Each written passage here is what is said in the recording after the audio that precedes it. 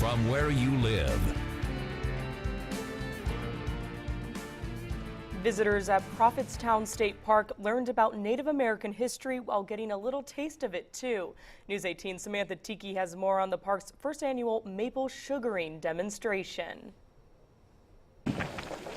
When it's fresh and warm, it's absolutely delicious. And it all starts with the sap from a maple tree. We'll concentrate it down to syrup, but we're not going to stop there because the Native people enjoyed making maple sugar.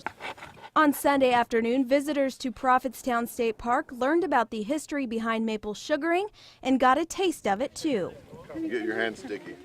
Woodland Indian Educational Program historical interpreter Jessica Deemer Eaton and husband Mark Eaton demonstrated maple sugaring using methods from the early 1800s.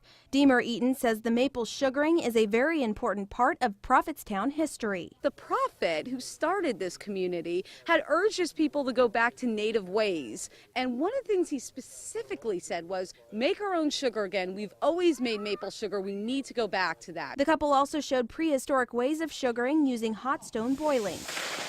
Prophetstown State Park interpretive naturalist Angie Manuel said it shows visitors just how much work went into making the maple sugar. It's something that you had to go gather from the woods.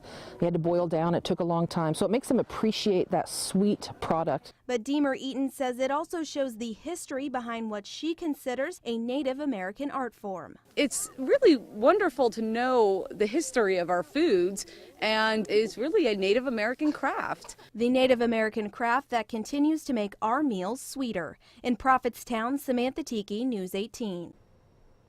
After a drought in 2012 nearly drained the celery bog in West Lafayette, it has made a complete comeback. Heavy snow over the winter raised water levels back to pre-drought levels. Native birds are migrating back and the fish population is returning to normal. West Lafayette Park Stewardship Director Dan Dunton says even though the bog dried up, Mother Nature took care of the recovery. We still had pockets of deeper water, so we still had fish and other animals that were surviving. So we knew eventually the water would come back like it happens in nature, and so we had a pretty good feeling that everything would come back fine.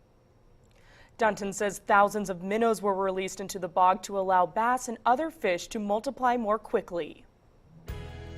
And now, your Precision 18 forecast. News 18. Weather from where you live.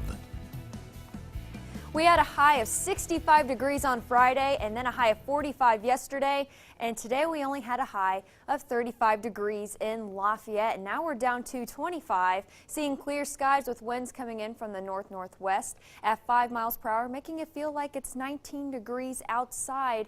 And temperatures currently in the 20s, 25 in Kokomo, 26 Rossville and Crawfordsville, 23 up in Fowler, and currently 24 degrees around Rensselaer. And for the most part, we stayed mainly dry throughout the day. We did have a few lake effect snow flurries even come down to the Lafayette area. And now we're just going to be dealing with mostly clear skies during the overnight period. This shows our futurecast. We have actually clouds moving in once we get to tomorrow morning at 7 o'clock. So we'll start off the day on Monday with partly cloudy skies and below normal temperatures. We're supposed to be around 53 degrees, and tomorrow we only have a high in the 30s, and then we do have a chance for snow once we get to Monday night and into Tuesday as well. But don't worry, we will climb back up into the 50s once we get to the end of the week. Tonight we're going to fall to 18 degrees. We'll turn mostly clear, and it's just going to be a chilly night with winds coming in from the north between 5 to 10 miles per hour, with temperatures falling into the teens by tomorrow morning. 18 in Delphi and Logansport, 16 up in Rochester, 17 in Remington,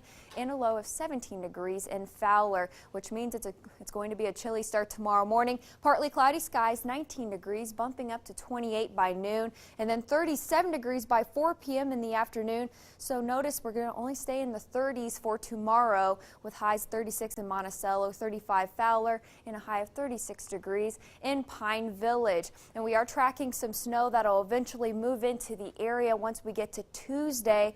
Futurecast is showing a little glitches right now, but we do have snow moving in once we get to Tuesday night and even into, I would say, Monday night into Tuesday morning, and then we'll start to see high pressure move into the area. And we're not expecting too much snow with this. We're mainly looking at around an inch of snow throughout the entire viewing area.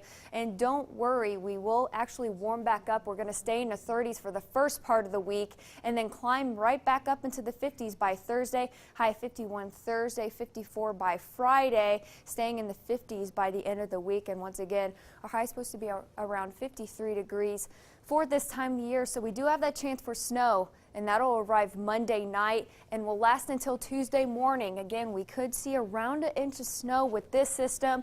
High of 37 degrees on Monday, and by Tuesday, 32 for a high, 38 next Wednesday, 51 degrees next Thursday. But notice we have a chance for a few thunderstorms once we get to Thursday night. 54 next Friday with lingering rain showers possible, and by next Saturday and Sunday, partly cloudy skies with temperatures in the 50s. So snow again, or you think maybe it's trouble on the roads, or maybe not enough? I would say Tuesday morning, even a little bit of snow could make the roads slick. And unfortunately, since it was midnight, Futurecast did bump forward a day, so kind of screwed that up a little bit.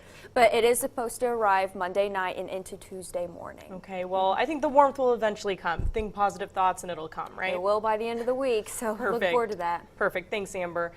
Lady Boilers get a short break, but they're back in action tomorrow. Yeah, the Purdue women's basketball team is in the second round of the NCAA tournament once again. We'll